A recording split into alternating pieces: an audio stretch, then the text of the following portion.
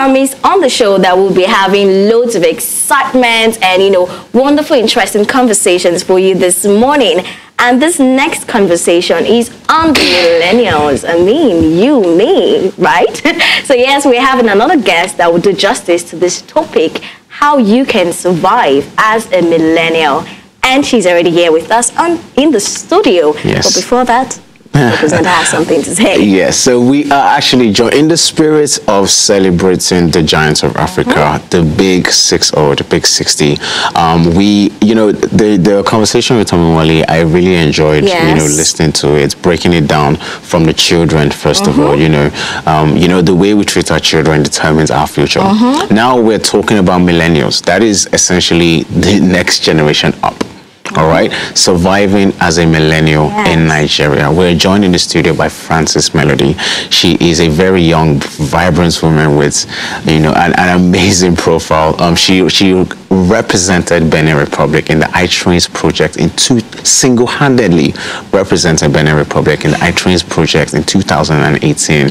And she's Nigerian. She's one of our Nigerian experts doing great things, in Benin Republic, for Benin Republic, for the people in Benin Republic. She's actually in Nigeria for an award, and we are more than honored to have her in the studio with us this morning. Good morning, Frances.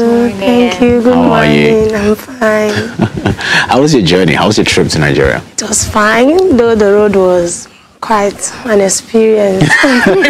Compared to where you're coming from, is there a big gap? Yes, my president has already transformed where I'm coming from. Wow. Everywhere is tied. Wow. So there's a transformation going on in Benin Republic. Yeah. So it has been amazing. All right. So let us link that to surviving as a millennial in Nigeria. I like how you said, my president.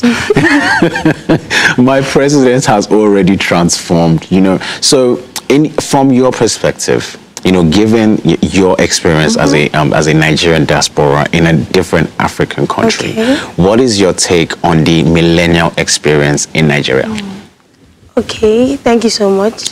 First of all, when I got with the topic, I understood that when we talk of survival, we're talking of living life. And some time ago, I was teaching and I said life means letting inner values gain expression. Letting inner values gain expression. So when it comes to our Nigerian youth today, due to the stories we've heard, due to the news we've heard, I believe it's not really about the government now. It's about us as youth, us as 21st century youth. Because a lot is evolving, things are changing, things are advancing. And if we keep on blaming the government, there are a lot in us that cannot be exposed. Exactly. There are a lot of inner values in you that the world is waiting for. And if you keep on depending on the government, instead of saying we should speak out, we should rather act towards what we want. That's my take on that. Interesting. Okay, so, research has it that a lot of youth, a lot of millennials, let me put it that way, they live with their parents. They still live with their guardians. A lot of millennials within the age 18 and 30, they are still living with their parents. How then can they push forth? How then can they be able to stand on their own to achieve, to be able to, survive by themselves? Because, when you're used to staying with your parents, you're used to staying with a guardian, you will not be giving, you still feel some sort of, under the protection of you'll not be that exposed. How then? Because for you to survive, most especially in Nigeria, you need to walk it by yourself. And you already said to yourself that it starts with us as youth. So how then can they, achieve that? Okay, I will share a little of my experience. Okay. As I was growing up to cage with mom and dad, you go to school, you go to church, you come back home, you go to school, you go to church. But after my WAEC, because over there in Benin Republic, we were given opportunity to either go sell in the market after your WAEC or you enter into the teaching ministry. I call it a ministry, so because I've been a teacher for a while. So I rather choose to be in the teaching field because I saw it as an opportunity to learn more instead of just leaving school and entering the market immediately. So when I went through that teaching period, I learned a lot. I realized a lot. I found out a lot about myself.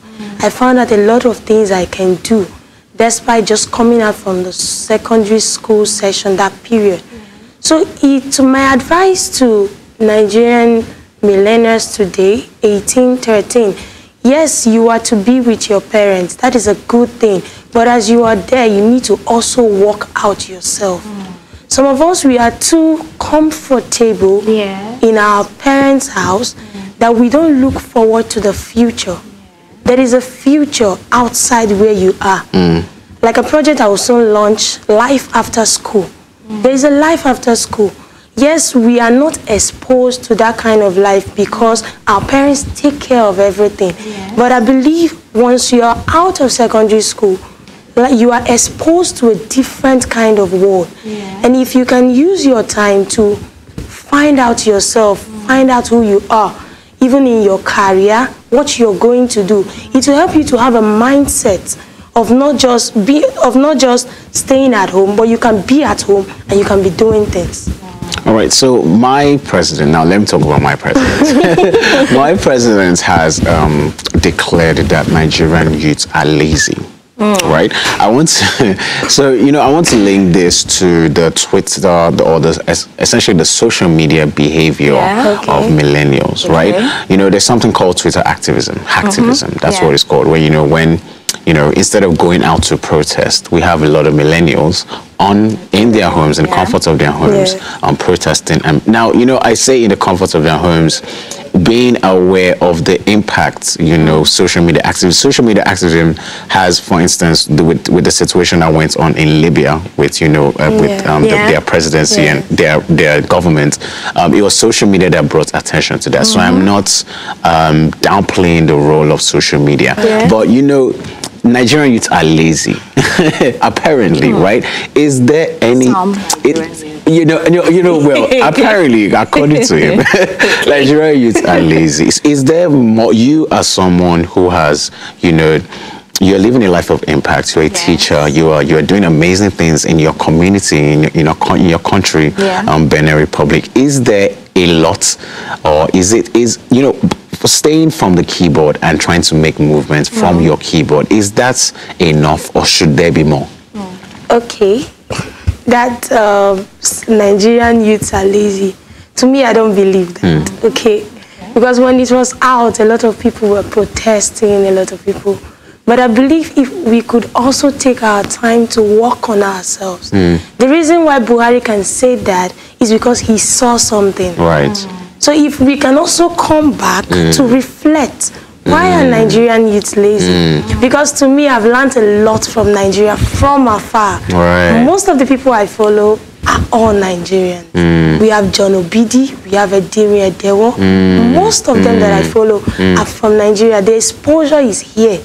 So I believe it's not really about attacking through our keyboard, trying to point out that we are not lazy, but it's acting on it, acting to show that we are not really lazy, acting to do things that will make him still come back to say Nigerian youths are not lazy. It is because we are comfortable at home, we are just at home going on social media, any news that come up, we are like the new radio station or TV stations of, which is wrong. There are a lot of things you can do, even with your social media, a lot of things, a lot of people that you can impart, a lot of activities you can carry out. So when that saying came out, I was hoping that Nigerian youths should actually look into themselves, because it's a period of reflection.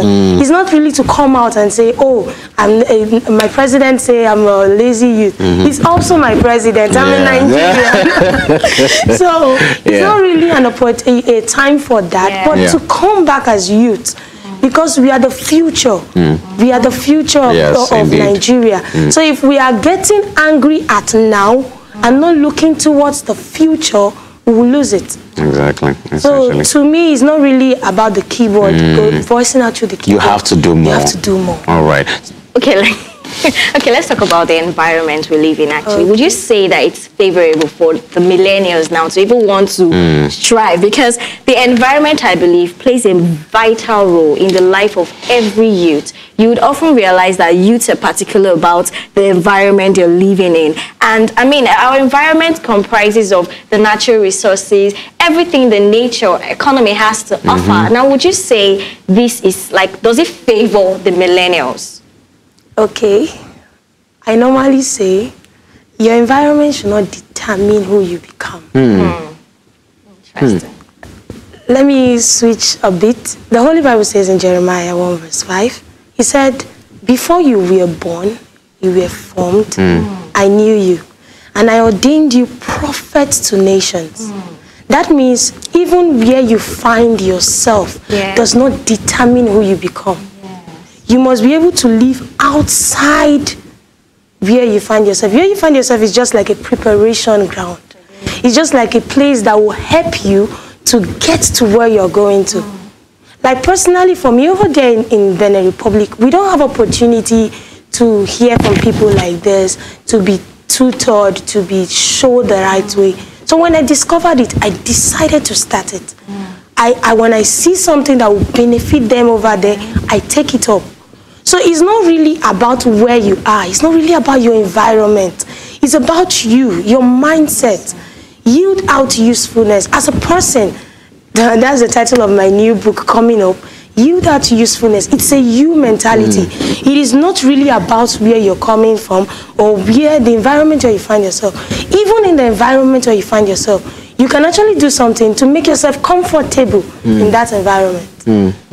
All right, so moving from, all right, so the current context of our environment as a global community is actually a digitized one, right? Yes. I really like what you said, that the environment should not determine, you know, what you become, your outcome, essentially, because you won't always be there. Fantastic point.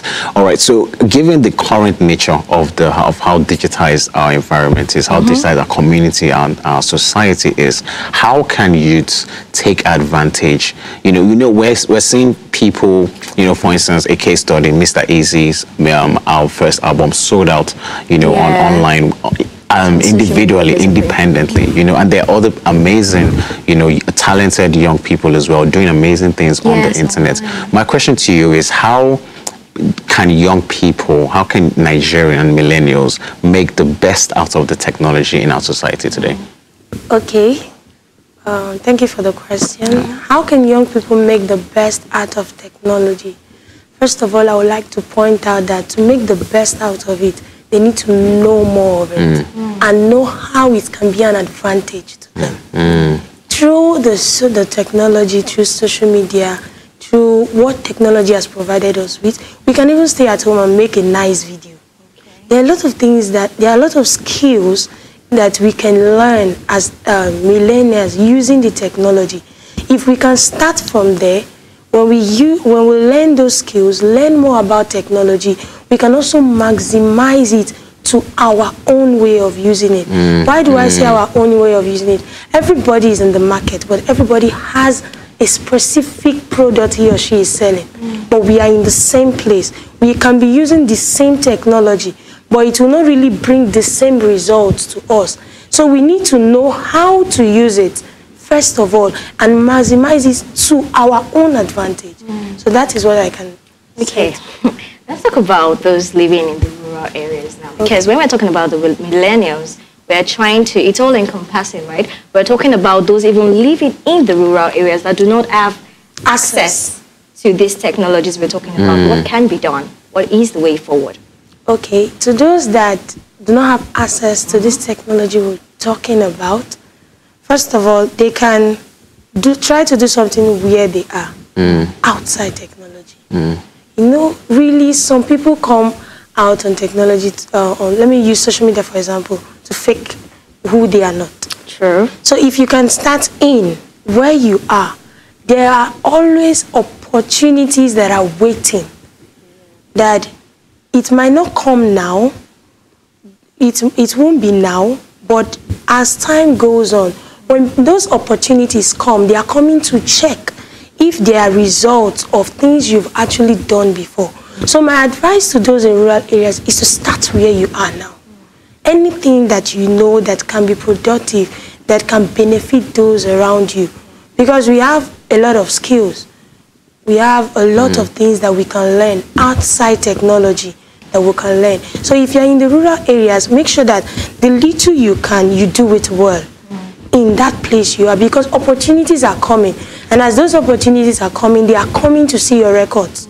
We can't hand over gold to someone that can't really manage it. So that's all right. So just to talk about you for a minute, because in my opinion, given your profile, you are actually a good role model to be emulated by young people, myself included. You know. So what SDGs are you focused on? You know, there's a Okay, I'm focused on education. Education. Mostly. Okay. All right. That explains the teaching background. Okay, so you've established, you've said a lot actually. And, now that you said this, let's talk about education.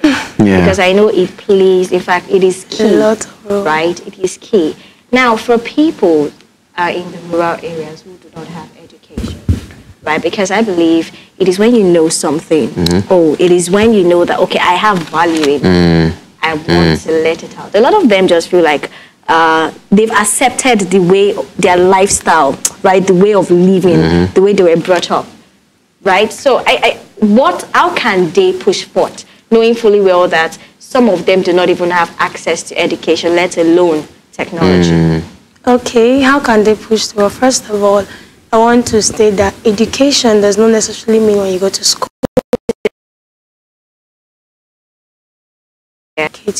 You can educate yourself through books.